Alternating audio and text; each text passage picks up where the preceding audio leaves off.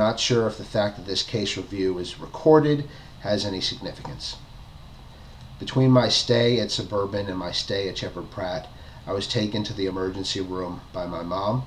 I signed myself in as a mental patient voluntarily. The nurse left me waiting to be sent to the ward for more than half an hour. My seat was directly in front of the exit to the emergency room. I thought this was a message telling me to avoid going back to the psych ward. I simply got up and walked out that exit. No one said anything. I walked to the White House. I had already been there once that summer. A White House employee was walking out of the fenced-in area. He yelled to the guards, and I quote, "Don't listen to this man. He's crazy." Okay, this would not have happened if there hadn't have been some communication within the Secret Service. Anyway, the police were called to apprehend me and take me back to the hospital. I found myself in 4-point restraints again. Once again, I was completely mellow. The doctor who was handling my case walked into the room, took one look at me, and simply said, "Yep, insane," then turned around and walked out. His name, I believe, was Dr. Bird. The nurse who was in the room with me at that time said I would be going to an involuntary mental institution. Instead, I was involuntarily sent to Shepherd Pratt, which is a much less oppressive facility. I was sent to 3 hospitals that summer of 2000. The third is called Meadowood. It's located in Newcastle, Delaware. I was there because I had a panic attack while moving north while moving north along the East Coast on an Amtrak train to New York. I was sent to the regular hospital where they figured out what to do with me. From inside that room in the hospital in Wilmington, I communicated to 2 people, a man and a woman. They were both using double meanings, but the woman said, in plain English, that when people interfere with her affairs, she shoots them. Okay, they finally took care of my paperwork and resolved to send me to Meadowood. The cops that took me to Meadowood walked in front of me instead of with me as we walked out of the regular hospital. In other words, they weren't even watching me, and I was in their custody. Along that hallway leading out of that place, there were so many physical hints made by patients suggesting a panic situation. That night, there was a shooting in Wilmington. Apparently, a man was in maybe a park. I don't know the details. I do know that he said the words, "Shoot me," and was immediately shot and loaded into a van or truck of some kind. I saw this story in the local newspaper as I sat on the ward in Meadowood the next day. Another patient pushed the paper across the table so I could see it. I believe the patient did that purposefully.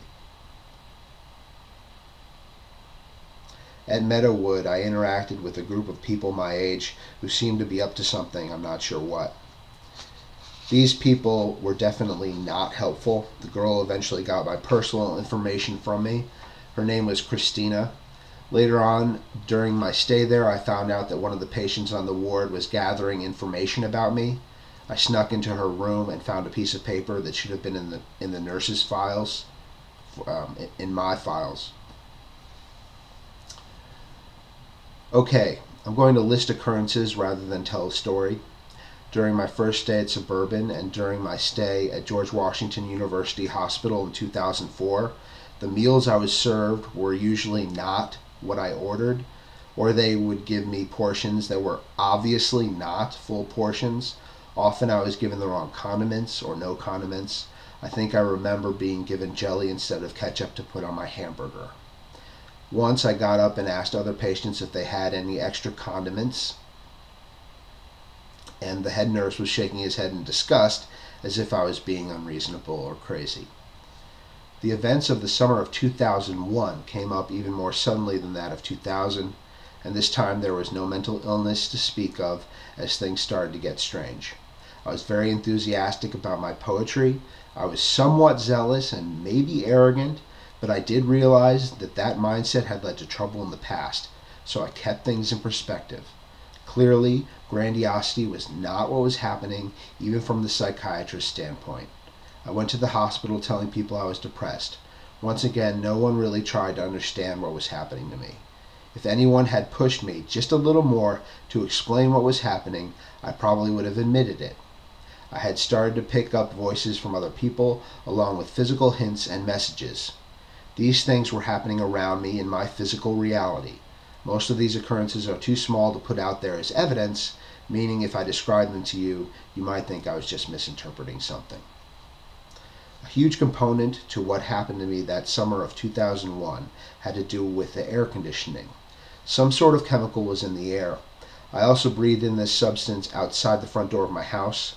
This quote-unquote chemical confined me to my bedroom, and I had to block the air conditioning vents as well as the crack underneath my bedroom door. That might have helped, but it certainly didn't solve anything. I spent about a month just in my room. I rarely went to the bathroom also because when I did, random items would appear in my bedroom out of nowhere. Once, as I was walking into my room after using the bathroom, a small flashlight landed on the floor. There was nothing for it to fall from. How this happened is still a mystery. I heard a lot of activity happening on the rooftop of my house, very loud noises of different kinds. These noises would happen in a way that made them a form of communication. Okay, parts of my body would twitch in ways that were far from natural, as in I would feel 2 twitches in my cheek, then 2 twitches somewhere else, then 2 again in my cheek. These were controlled patterns. I remember lifting the barrier I created at the foot of the door and immediately breathing in a very intense fume which made me feel dizzy right away. During that month, I was taken to the emergency room at Bethesda Naval Hospital. My blood was drawn and my urine was tested. Some opium was found in my urine. Obviously, I had not been using opium or anything that could be confused for opium. After spending more time in my room, I was taken to the mental hospital. Once again, I ended up in Dominion. This is the late summer of 2001. This is the second time I was in Dominion. I thought I might be let in on a conspiracy there. At least I thought it would be the lesser of 2 evils, and I had yet to associate Dominion with mind control experiments. From the moment I entered the ward, the sensitivity towards my actions was extreme. In the company of other patients, any facial gesture that I made was picked up on right away. The air conditioning thing was especially intense. I was mostly confined to my room, which was a similar situation to what happened in my house. Many very unusual head sensations were happening. I started to think that my brain was being turned to liquid, which was flowing down my spinal cord. At one point, it seemed as though an apparatus was being created around my jawbone. Sometimes I could feel fingers pressing on the front of my brain. All this was virtually painless. The discomfort came from breathing the air, especially the air in the hallway. One night I was simply walking down the hall of the ward, and without any mental command, my body turned and pushed open a door to someone's room. I was fighting against it mentally when my arms lifted and pushed against the door. In other words, something other than myself made my body carry out a physical action.